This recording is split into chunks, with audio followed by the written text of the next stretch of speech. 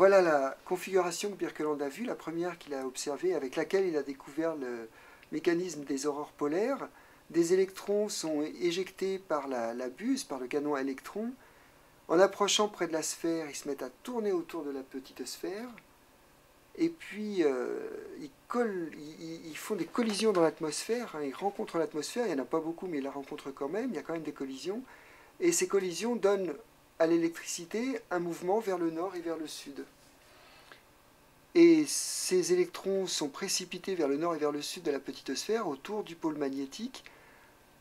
Ils sont concentrés sur un ovale au nord et un ovale au sud. Ils arrivent tous à cet endroit-là. Et comme ils sont plus nombreux, il y a plus de collisions. Donc plus de matière excitée et plus de lumière émise. C'est pour ça qu'on voit les ovales auroraux essentiellement au nord et au sud. Et qu'on ne voit pas sur cette configuration-là l'ensemble de la ceinture dans laquelle tournent les électrons.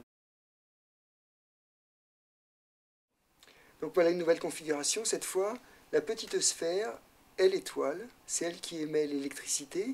Et là, le champ magnétique est tellement intense que l'électricité est repoussée complètement vers l'équateur et se met à faire un énorme anneau de courant autour de cette étoile.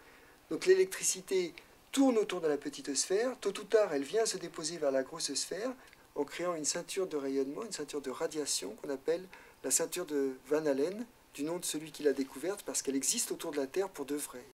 Les électrons tournent autour de la Terre ou de notre grosse sphère.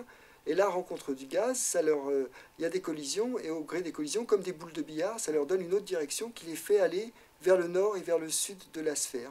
Et là, ils se déposent au nord et au sud de la sphère, ils se concentrent à ces endroits-là, au nord et au sud, tous vont finir par y arriver, et donc la lumière est un petit peu plus intense au nord et au sud de la sphère, et elle dessine le pied de cette ceinture de radiation qui est un cercle d'aurore boréale, qui est l'ovale auroral.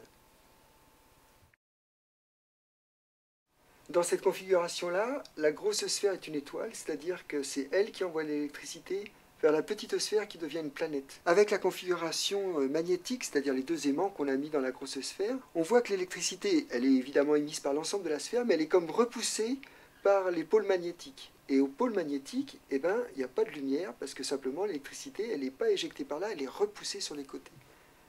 Ça ressemble, cette configuration, à quelque chose qu'on appelle la couronne solaire, ou la couronne stellaire pour les autres étoiles.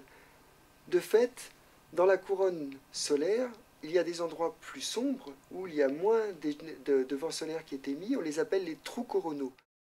Donc l'électricité est émise, elle dessine cette couronne, en vérité elle remplit le champ magnétique, et puis tôt ou tard, l'électricité boucle le circuit, et va vers la petite sphère, une planète.